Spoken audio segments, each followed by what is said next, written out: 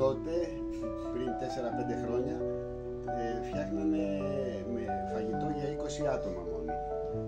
Τώρα αυτά τα 20 άτομα έχουν γίνει 187 συγκεκριμένα. Είναι ένας αριθμός που αυξομειώνεται. Έτσι. Οπότε...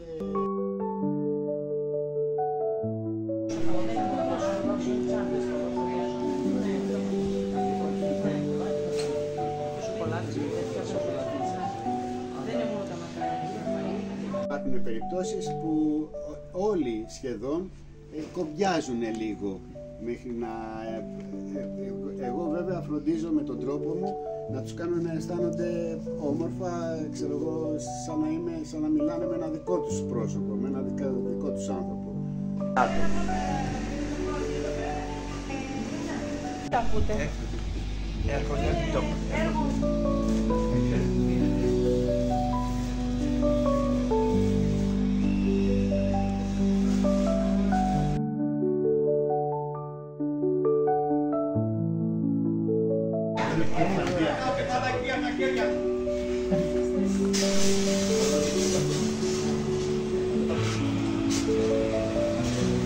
Και βάλτε την κατσαρόλα μου να φτάσει μέχρι εδώ περίπου.